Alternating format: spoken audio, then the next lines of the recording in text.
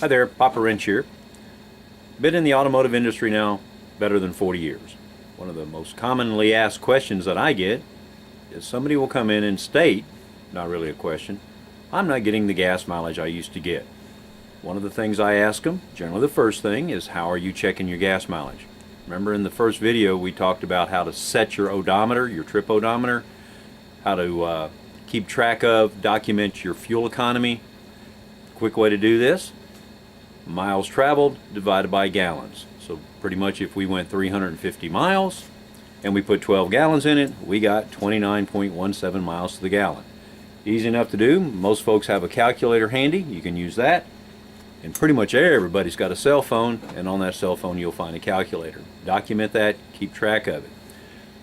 Next thing we want to know is, did you put the right fuel in it? If you inadvertently put E85 in it, or if you have a vehicle that's supposed to run on premium fuel, you're trying to save a few bucks, you put regular fuel in it, 87 octane, that could be some of your issues. So keep in mind, those are always things to pay attention to when you're gassing up. Again, we talked about that in the first video. Check your owner's manual, check your gas cap door, or your gas cap. If it says E85 and you run it, that's okay, it's cheaper, but remember you are going to lose about 30% of your fuel economy, and certainly you're going to notice a little bit of difference in the way your vehicle runs. An E85 vehicle has a computer system that will make up for a lot of that, but never all of it. If your vehicle requires premium fuel and you put 87 octane in it, your computer again will make up for some of that difference, but not all of it. There's not enough energy content in there, so you may be losing fuel economy there. Keep those in mind. Other things that I see most commonly, and we'll do it in descending order: air filter. Significantly dirty air filter will restrict the airflow. Your computer again will be able to make up for some of it, but not all of it. Pretty soon it will start affecting your gas mileage. Most places will drop one in for you for free, where you buy it. You can pick it up yourself, put it in there. It's a real simple thing, pretty much anybody can do. Nice improvement on gas mileage. Fuel filter. Under some cars now, there's an external fuel filter. If it has not been changed in 30,000 miles, it can restrict the flow of fuel to your engine.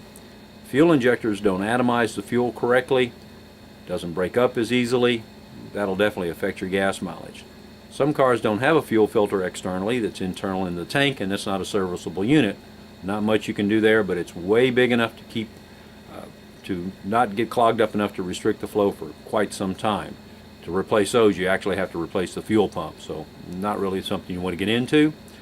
The most common thing, and one of the biggest things that we see affecting air, is the air pressure in your tires. That can affect your fuel economy by increasing the drag, making your engine work a lot harder. Keep in mind, ambient temperature, we're getting ready to go into the winter months, the temperature starts dropping. For every 10 degrees of temperature drop, you're going to lose about a pound of air pressure in that tire. So if it was 80 degrees 2 weeks ago and it's 40 degrees now, that's 4 pounds right there.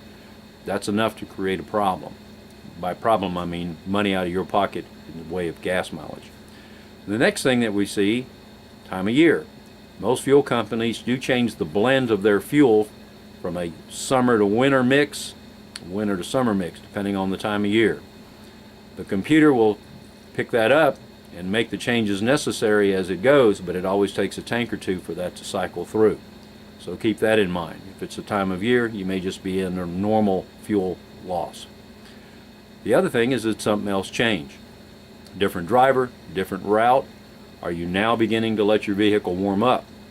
If you let your vehicle sit outside and warm up for 15 to 30 minutes, you're getting 0 miles to gallons at that time. So that will definitely make a big difference. Different driver, different route to work. Those are all things to take into consideration. The other thing that I see is that check engine light. If it's been on for an extended period of time because a year ago you left your gas cap off, you went out and you drove around, the light came on, your friend told you, oh, it was just a gas cap, not worry about it, or you had it checked in one of those little free places and they said, oh, your gas cap was off. You put it back on, the light never went back off, or it went off for a while and came back on. Maybe back on for an entirely different reason, or if it's been on all this time, something else has happened. Well, since the light's already on, you haven't really paid any attention to it, so it might be time to check it again. Sure, you can run over to this free place and get it checked again for free, and if it's something fairly simple, yeah, take care of it. If not, or if it has multiple codes, you want to get into your normal service technician, the guy who's generally been working on your car, the guy who knows your car, the guy who you have a good rapport with, the guy you trust. So don't let it creep up on you. We're going to talk about what I hesitantly call a tune-up later. We're going to talk about some add-on things that you can do to your vehicle to increase the gas mileage, whether they're really worth it or not. But do keep in mind, everything I say here is my opinion. I have no axe to grind with anybody, so take it for what it's worth. Thanks.